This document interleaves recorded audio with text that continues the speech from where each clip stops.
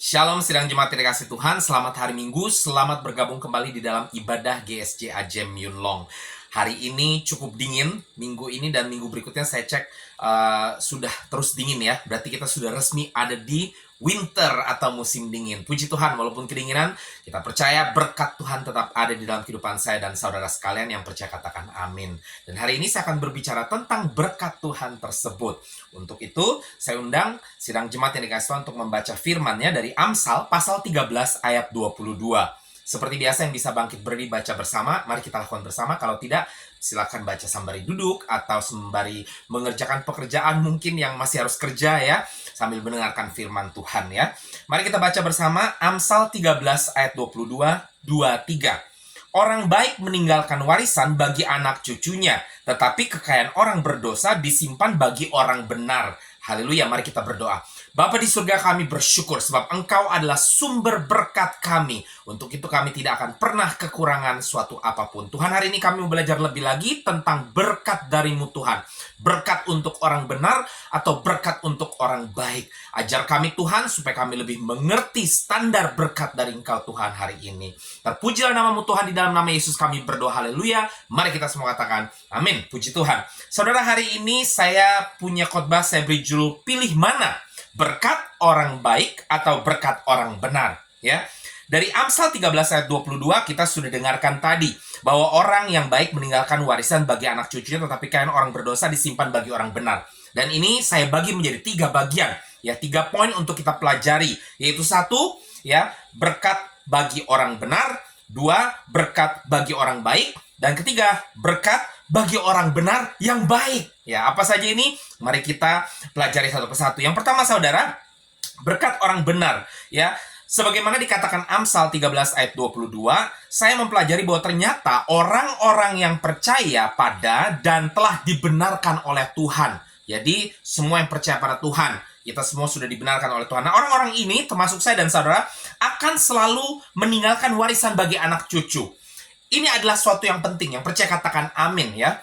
Saya selalu memikirkan saat ini bagaimana caranya saya bisa meninggalkan kehidupan yang lebih baik bagi anak saya, Sergio ya. Walaupun kita cuma bisa lakukan apa yang menjadi bagian kita dan selebihnya Tuhan yang akan kontrol. Tapi kita masih memiliki bagian. Apakah itu kita memberikan pendidikan yang terbaik bagi anak kita, atau menyimpan tabungan bagi masa depan mereka dan lain sebagainya, saudara-saudara. Tapi satu hal yang harus kita ketahui bahwa saat kita percaya pada Tuhan, kita sudah ada satu benefit atau keuntungan tersendiri. Karena Tuhan menjamin bahwa anak cucu kita akan mendapatkan warisan dari saya dan saudara. Ya tentunya jangan bandingkan dengan orang kanan kiri. Oh, itu warisan, itu warisan. Ya, saudara, warisan yang sesuai dengan apa yang Tuhan sudah berikan atau percayakan kepada saya dan saudara-saudara, yang dapat diturunkan kepada anak cucu kita ya. Dan ini bukan berbicara hanya warisan dalam bentuk uang, rumah dan lain sebagainya. Terkadang warisan itu dalam bentuk kepandaian, saudara-saudara ya. Ya, ada keluarga yang mungkin kita lihat tetap aja miskin, tapi ternyata pada saat saudara lihat, dia mulai semenjak kakeknya menerima Tuhan Yesus, kehidupan keluarganya turun-temurun ternyata baik ya. Kita mungkin nggak bisa lihat karena kita kan biasa ngeliat cuma 3 generasi di atas kita dan 3 generasi di bawah kita ya. Jadi kita nggak bisa lihat generasi-generasi yang di atas. Kita taunya pokoknya kita sudah keluarga yang sudah berkecukupan. Kita tidak tahu bahwa ternyata mungkin 6 atau 7 generasi di atas kita adalah orang-orang yang pertama kali di dalam keluarga kita menerima Tuhan Yesus. Dan kehidupannya mulai dirubahkan. Tetapi di zaman mereka mungkin sebenarnya masih sedikit susah. Tetapi Tuhan bekerja di dalam generasi demi generasi tersebut. Makanya firman Tuhan Amsal 13 ayat 22 berbunyi, warisan bagi anak cucu. Jadi ini berbicara tentang generasi, saudara-saudara ya. Tuhan menjanjikan bahwa pasti ada warisan bagi generasi-generasi setelah kita. Kalau kita pilih percaya kepada Tuhan, berserah kepada Tuhan yang merupakan sumber daripada berkat kita itu, yang percaya katakan amin. Mazmur 112 ayat 1-2 berbunyi, berbahagialah orang yang takut akan Tuhan, yang sangat suka kepada segala perintahnya. Anak cucunya akan perkasa di bumi, angkatan orang benar akan diberkati. Ini janji Tuhan ya dan amin. Sekali lagi, bukan kita pakai untuk kita jadi compare atau membandingkan. Oh, buktinya kok saya masih seperti ini. Ya, Tuhan memberikan kepada kita sesuai dengan bagian kita masing-masing, saudara-saudara ya, yang dipercayakan kepada kita. Harus ingat, berkat yang diberikan kepada kita di bumi ini bukan semata-mata untuk saja kita nikmati. Memang boleh kita nikmati, dan Tuhan mau kita menikmati. Tetapi ini juga merupakan tanggung jawab ya. Jadi pada saat kita diberkati, maka kita akan menjadi saluran berkat bagi orang-orang di sekeliling kita. Jadi sesuai dengan kapasitas kita, sesuai dengan panggilan kita, setiap berkat yang kita terima tersebut ya, berkelimpahan, ya dan amin. Tetapi sesuai dengan kapasitas dan panggilan yang tadi saya katakan tersebut, yang percaya katakan amin. Mazmur 37 ayat 25 berbunyi, "Dahulu aku muda, sekarang telah menjadi tua. Tetapi tidak pernah kulihat orang benar ditinggalkan, atau anak cucunya meminta-minta." Amin, amin, amin. Saudara harus aminkan ini, ya, karena iblis akan berusaha untuk menghancurkan generasi setelah kita, saudara-saudara. Tapi mari kita aminkan. Kita nggak tahu nanti 3 generasi di bawah kita akan lakukan apa, ya. Mungkin, aduh, sudah kita capek-capek kerja di luar negeri, sudah beli rumah di Indonesia, lalu ternyata 3 generasi setelah kita atau 4 generasi setelah kita, mereka memakai uang dengan tidak benar, mengolah dengan tidak benar, sampai rumah pun kejual semuanya. Bisa saja.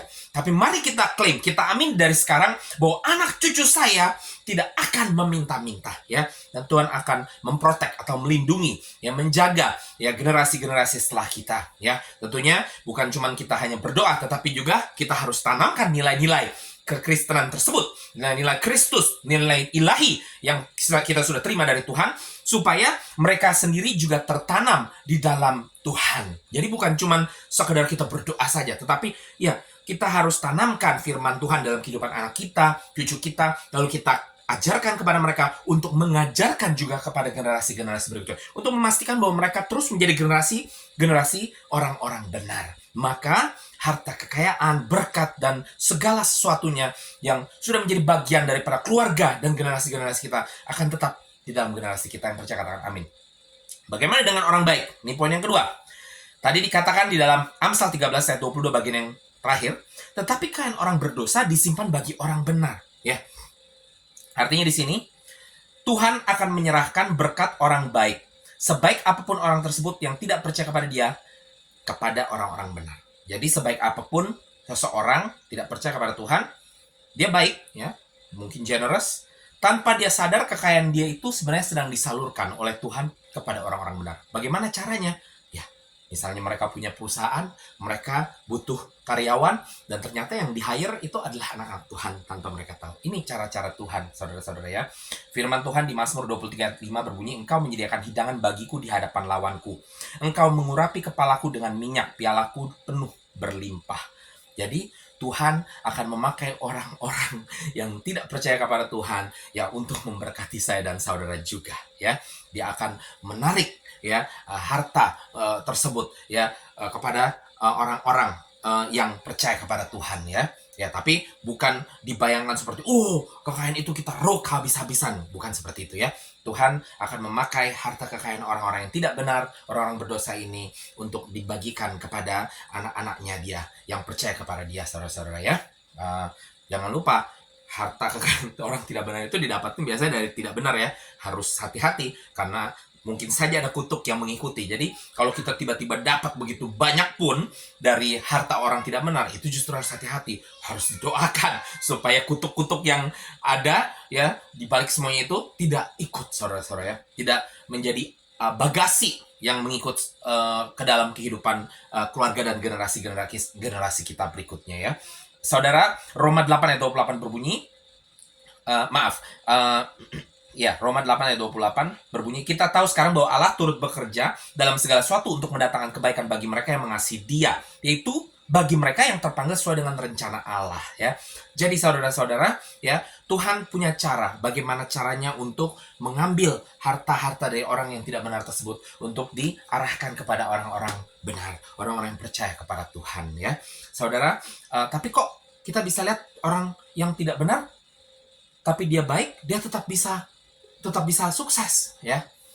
Tetap bisa sukses. Gimana caranya? Ya karena dia baik, ya. Jadi peraturan orang baik itu tetap berlaku ya secara duniawi, ya. Orang baik dia pasti punya kebaikan, Jadi orang baik itu pasti disukai dengan banyak orang. Secara duniawi saja disukai, saudara-saudara. Jadi biasanya orang baik itu lebih banyak koneksi. Orang baik itu lebih banyak orang mau bisnis sama mereka. Jadi mereka ya bisnisnya semakin baik, saudara-saudara. Karena dia orang baik. Tapi selalu ingat, yang masuk surga bukan orang baik, tetapi orang benar, saudara-saudara ya.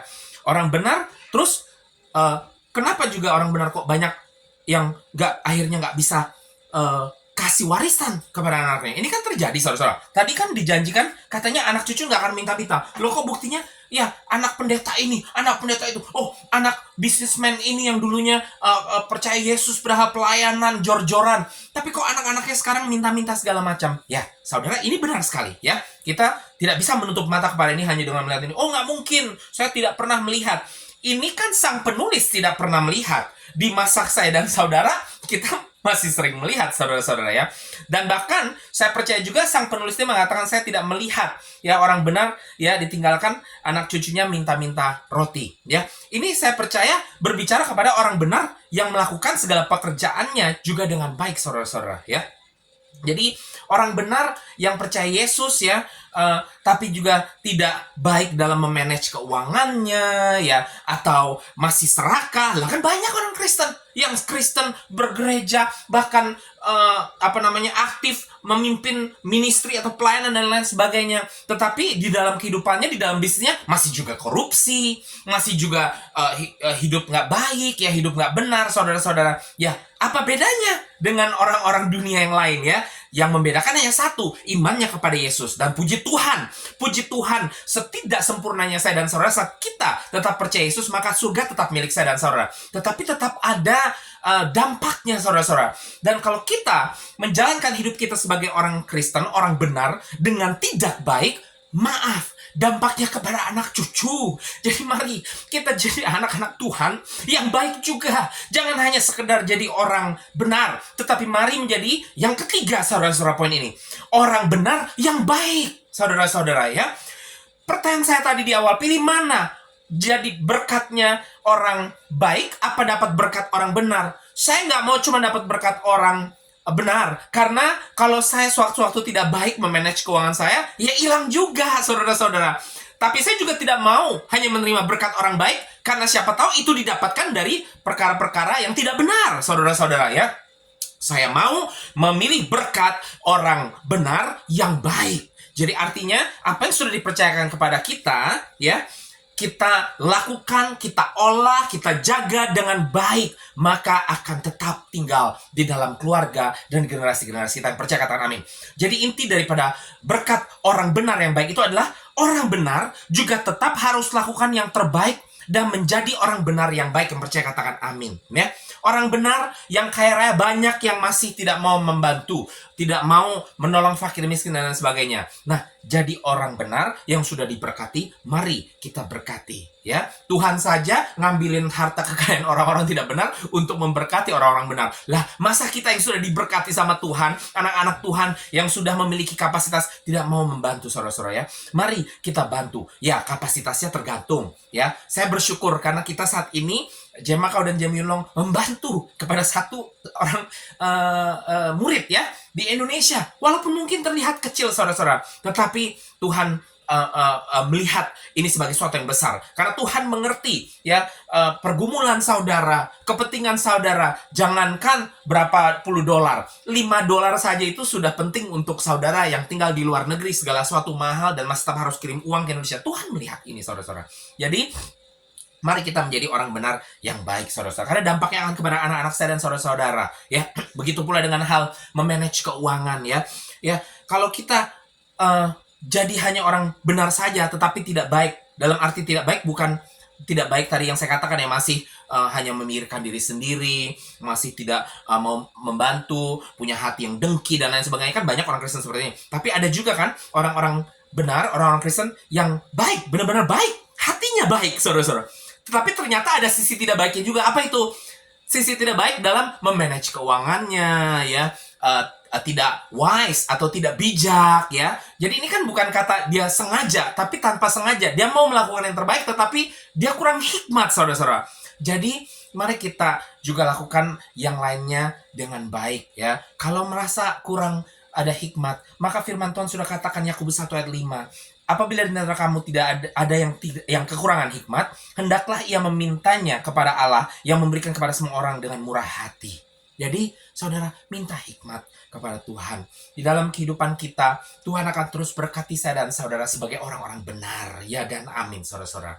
Tetapi, kalau kita tidak manage dengan baik, berkat yang dipercayakan pada Tuhan, itu pun akan sirna dan akan berdampak kepada anak cucu kita. Kasihan saudara-saudara. Jadi mari kita yang sekarang sedang diberkati Tuhan, boleh bekerja di luar negeri, boleh kumpulin uang saudara-saudara saat masih ada, saat masih punya pekerjaan. Mari kita pegang dengan baik, mari kita kelola dengan baik, dengan meminta hikmat kepada Tuhan. Terus setiap hari, supaya apa yang kita lakukan, apa yang kita keluarkan uangnya untuk apa, ya apa yang kita kerjakan, saudara, ya, boleh menjadi berkat bukan saja bagi saya dan saudara, tapi bagi anak cucu kita juga. Maka, ya dan amin, anak cucu saya dan saudara tidak akan pernah meminta-minta. Ya, kita tetap tanamkan hidup benar, menjadi orang benar firman Tuhan terus dari generasi ke generasi. Dan kita tanamkan kehidupan orang yang baik, bukan saja baik di dalam hati, suka memberi, berdonasi, dan lain sebagainya. Tidak dengki, tidak ngomongin sana-sini, orang Kristen yang sungguh baik, tapi juga baik dalam manajemen.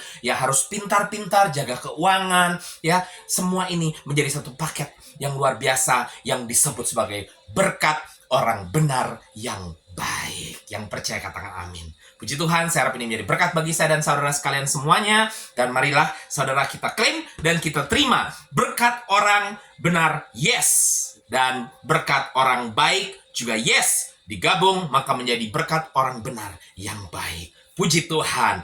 Shalom, selamat hari Minggu.